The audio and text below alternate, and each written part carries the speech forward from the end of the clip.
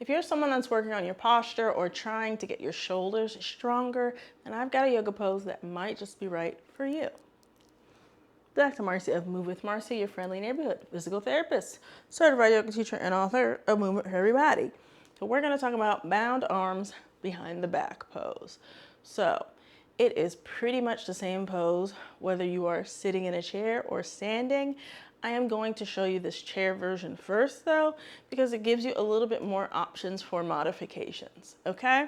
So in essence, this is the pose. So bound, meaning that my hands are wrapped around each other and grabbed and behind the back. That is really going to force some expansion of my chest, some external rotation in the shoulders, which really stretches out the pecs. And I have to actively squeeze, so that's getting into my lats and my scap muscles. So this is a very active pose. It's not a passive stretch. It is some work.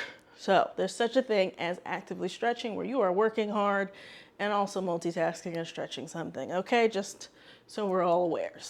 So if you're sitting in a chair, which is why I want to show you the chair option first, you can kind of ease your way into it, right? You can test the waters and try something out, whether that is all in the same day or over weeks or over time, whatever, right? So I can test the waters by just putting my hands behind my back on the chair. Just chill out here, right? I could test the waters by overlapping my fingers. And so testing the waters means, can I get back there and hold myself up? If I'm struggling and I'm like this, then scale it back, maybe just hands at your side, and pull yourself up with your arms. Once you get better at that, then test the waters. Hands down on the chair, fingers overlapping, yeah?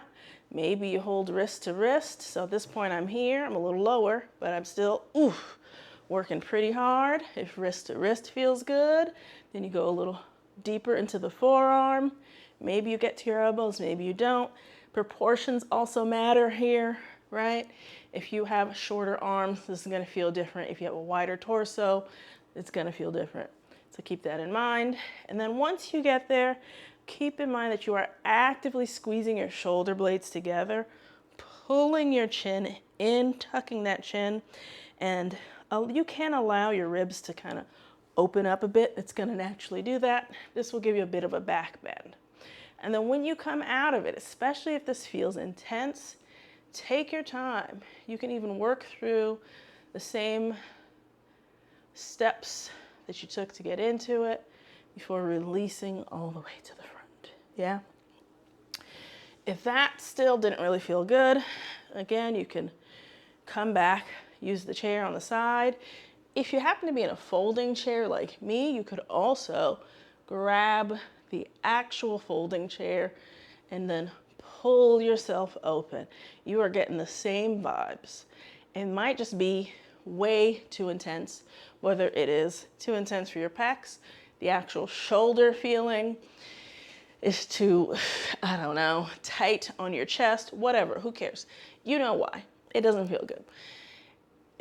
There's supposed to be some amount of discomfort because yes, we're doing things that are uncomfortable and hard, but like you should still be able to breathe, yeah? So this is another option where you can grab the back of the chair and pull your elbows towards that chair and still get the same benefits of that bound arm behind the back without actually binding your arms.